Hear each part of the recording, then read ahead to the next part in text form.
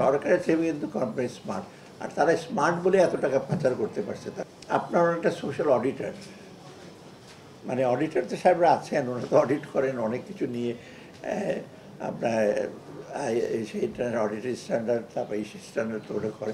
আপনারা অন্য দৃষ্টিতে দেবে থার্ড আই, অনেকটা থার্ড, ওনারা থার্ড আই আসলে অডিটররা, আপনারা ফোর্থ আইয়ের মতো। আপনারা দেখবেন যে এইটা কিন্তু খুব বেশি দরকার, কারণ এইগুলো যে কোম্পানির কথা বলছেন কে জানি, তো মনে হয় কোম্পানিতে কত কিছু তেরেসমাতি হয়, আমি তো মাঝে মাঝে টের পাই কী হচ্ছে না হচ্ছে।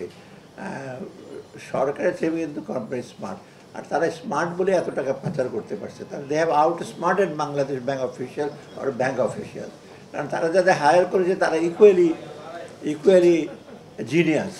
টাকা তো এমনি পাঠে না, লেয়ারিং করে, তাই না? আপনারা জানেন তো, এক জায়গায় আপনি টাকা পাঠাবেন সিলেটে, আগে কেরানীগঞ্জে পাঠাতে হবে, গাজীপুরে পাঠাবেন, তারপর পরে রংপুরে, তারপর হঠাৎ করে আলটিমেটলি যাবে সিলেটের, যেটা ওই যে ওনার সময় আমরা ট্রেস করেছিলাম, কী জানিয়েছিলেন, সিলেটে ধরা পড়লেন যে ওই যে যার ফাঁসি টাসি হলো দেখে এক মৌলভী সাহেব কী জানি নাম ভুলে গেলাম, ওনার টাকাটা কিন্তু অনেক ঘুরে টুরে যেত আর কি, কেউ টের পেত না।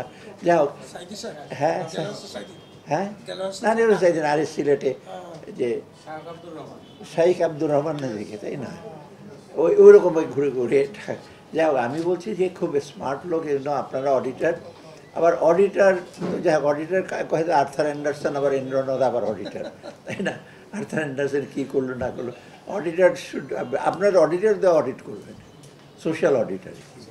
এটা মানে আপনারা খাতা কলম নিয়ে যাবেন না, ওনাদেরকে আমরা কীভাবে করছে, ওনারা সব তথ্য আনতে পারছে তা না, বা সব তথ্য দিচ্ছে তাও না, ওরা ফি পায় তো ফির মধ্যে থাকবে, এফআরসি হয়তো কিছুটা দেখে যে, আর বাইরেতে দেখবে না, অন্তর্দৃষ্টি লাগে, আপনার হলো সেই অন্তর্দৃষ্টি, ভেতরটা দেখবেন।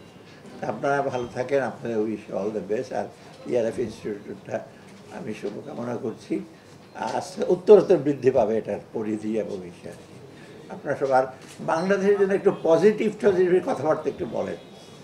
আমি কালকে একজন একটা ভালো কথা বলছি, আমি কাজে উনি নেগেটিভ অনেক কথা বলছেন টিভিতে, কিচ্ছু মানে বাদে একটা অন্তর্বর্তী সরকার অথর্ব বলে টলে, তারপরে this is the narrative of some people who are helping the fascist, উনি কিন্তু তারপরে শুরু করেছে এই ন্যারেটিভগুলো বলে উনি অন্তর্বর্তী সরকারকে আরও দুর্বল করছে এবং ফ্যাসিস্টকে আরও উৎসাহ দিচ্ছে। তারপর ওনারা কী করে না, কিছু তো করে, তো টাকা পয়সা মারে নাই, ব্যাংকটাতে চেষ্টা করছে, তারপরে ফরেন এক্সচেঞ্জ বেড়েছে, কিছু তো করছে। তো ওই ভদ্রলোক খুব চালাকি করে পজিটিভটা বললো, আর প্রথমে যদি পজিটিভ বলতো তখন আপনারই বলতে এই বাটা বলতে দালাল, এই সরকারের দালাল। যা হোক, আমরা তো সব ভালো করছি তা না, পজিটিভ নেগেটিভ মিলিয়ে আছে। তো বাইরে কিন্তু বাংলাদেশে ভাবমূর্তি কিন্তু অত্যন্ত ভালো, কারণ আমি তো বাইরের বায়োলেটারাল মাল্টিলেটারাল ডোনারের সাথে কথা বলি, আজকে তো ইসের সাথে কথা বলি, এডিবির সাথে, ওরা কিন্তু যে আমরা যতটুকু করেছি সীমিত মধ্যে মোটামুটি একেবারে সব ম্যাজিকের মতো করতে পারে না, আরও কথা আপনারা আশা প্রকাশ করেছেন। তাই আপনারা একটু চোখ দিচ্ছে খোরাকে সামনের ভবিষ্যতে যে বাংলাদেশে যেন এরকম কোনো বাধা বিপত্তি না আসে, সামনে যেন দ্রুত এগিয়ে যেতে পারি।